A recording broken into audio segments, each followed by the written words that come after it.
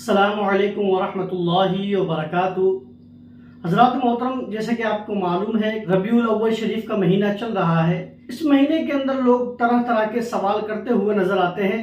انہی میں سے آج ہم نے ایک سوال اٹھایا ہے کہ اس مہینے کے اندر لوگ کہتے ہوئے نظر آتے ہیں کہ جناب والا اسلام میں صرف 2 عیدیں ہیں، اس سے زیادہ عیدوں کا تصور اسلام نے نہیں دیا ہے۔ تو انشاءاللہ عز و جل آج کی اس ویڈیو کے اندر ہم یہی دیکھیں گے کہ اسلام میں صرف 2 ہی عیدیں ہیں، اس سے زیادہ کیا عیدیں اسلام کے اندر نہیں ہیں۔ تو حضرات محترم، پہلے تو آئیے آپ یہ ویڈیو دیکھیے۔ صلی اللہ علیہ وسلم پیر کے دن کا روزہ رکھتے تھے۔ صحابہ نے پوچھا کیوں؟ آپ نے فرمایا یہ میرا یوم ولادت، پیر کو آپ پیدا ہوئے۔ دیکھو، پیر کو نبی نے روزہ رکھ کے یہ بتا دیا کہ اس میں عید کا تصور نہیں ہے، کیونکہ عید اور روزہ جمع نہیں ہو سکتی۔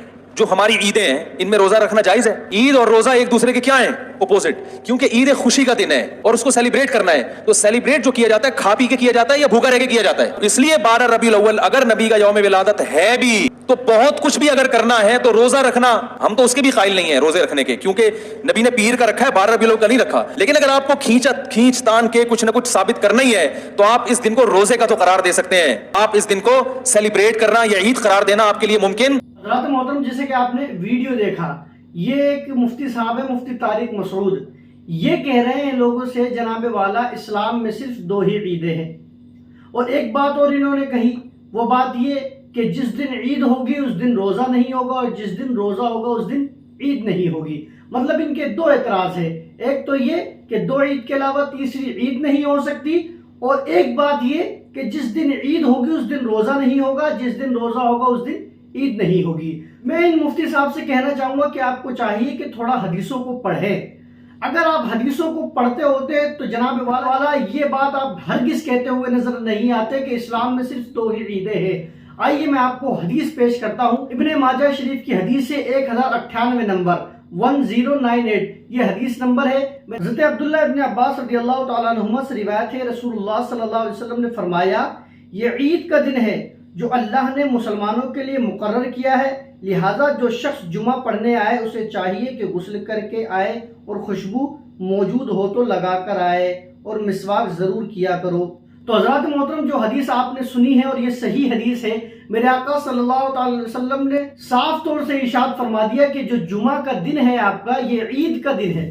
تو جب حضور علیہ الصلوۃ والسلام نے ارشاد فرما دیا ہے کہ جمعہ کا دن عید کا دن ہے، تو اس کو کون سا ایسا مسلمان ہے جو نہیں مانے گا؟ ہر ایک مسلمان کہے گا کہ جناب والا حضور نے کہہ دیا ہے تو یہ ضرور عید ہی کا دن ہے۔ یہ ایک عید ہو گئی، یعنی سال کے اندر جتنے جمعے ہوں گے اس دن کو آپ عید کا دن مانیں گے کہ یہ عید کا دن ہے، اور یہیں تک محدود نہیں ہے۔ آئیے حضرات محترم آگے ہم حدیث دیکھتے ہیں، کیا جمعہ کے علاوہ بھی کوئی دن عید کا دن ہے؟ تو آپ اٹھائیے ترمذی شریف 3044 نمبر 3044۔ ابن عباس رضی اللہ تعالی عنہما نے آیت پڑھی، الیوم اکملت لکم دینکم واتممت علیکم نعمتی ورضیت لکم الاسلام دینا۔ یہ آیت آپ نے پڑھی۔ ان کے پاس ایک یہودی بیٹھا ہوا تھا، اس نے کہا اگر یہ آیت ہم یہودیوں پر نازل ہوئی ہوتی تو جس دن یہ آیت نازل ہوئی ہے اس دن کو ہم عید تہوار کا دن بنا لیتے۔ یہ سن کر ابن عباس رضی اللہ تعالیٰ عنہما نے کہا یہ آیت عید ہی کے دن نازل ہوئی ہے، اس دن جمعہ ہے اور عرفہ کا دن تھا، اور یہ دونوں دن مسلمانوں کے لیے عید ہے۔ تو حضرات محترم، آپ نے یہ حدیث دیکھی کہ ایک یہودی نے حضرت ابن عباس کو کہا کہ اگر یہ آیت جس دن آپ کا دین مکمل ہوا اور جب یہ آیت نازل ہوئی تھی، اگر ہم ہوتے تو اس کو ہم عید کا دن بنا لیتے، عید مطلب تہوار کا دن بنا لیتے۔ تو حضرت ابن عباس نے کہا کہ آپ پریشان مت ہوئیے، یہ جو آیت نازل ہوئی ہے یہ عید ہی کے دن نازل ہوئی ہے، اور یہ کس دن نازل ہوئی تھی؟ جمعہ کے دن نازل ہوئی تھی، عرفہ کے دن نازل ہوئی تھی۔ مطلب یہ ہے یوم عرفہ بھی مسلمانوں کے لیے عید کا دن ہے اور جمعہ کا دن تو آلریڈی عید ہی کا دن ہے۔ اور ایک بات اور جو مفتی صاحب کہہ رہے تھے جناب والا، وہ یہ کہہ رہے تھے کہ جس دن عید ہوگا اس دن روزہ نہیں ہوگا، جس دن روزہ ہوگا اس دن عید نہیں ہوگا۔ اب میں نے آپ کے سامنے یہ حدیث پیش کر دی ہے، جمعہ کا دن عید کا دن ہے۔ اب آپ مجھے بتائیے کہ رمضان شریف کے اندر جمعہ نہیں آتا ہے؟ تو آپ کہیں گے کہ بالکل آتا ہے، 4 جمعے آتے ہیں، اور کوئی رمضان ایسا ہوتا ہے کہ اس کے اندر 5 بھی جمعے آ جاتے ہیں۔ تو میرا آپ سے اب سوال ہے، تو آپ جو کہہ رہے ہیں جس دن عید ہوگی اس دن روزہ نہیں رکھیں گے، جس دن روزہ ہوگا اس دن عید نہیں ہوگی، تو آپ مجھے بتلائیے رمضان کے اندر جو جمعہ آتا ہے اس کا روزہ آپ چھوڑتے ہیں یا رکھتے ہیں؟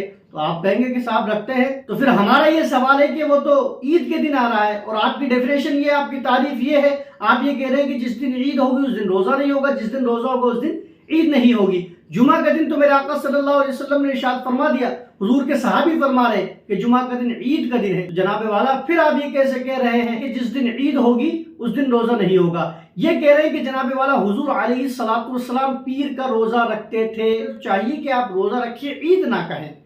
اب آئیے حضرات محترم، حضور علیہ الصلوۃ والسلام نے جمعے کے دن کو عید کا دن کیوں کہا ہے وہ بھی آپ سمجھ لیجئے.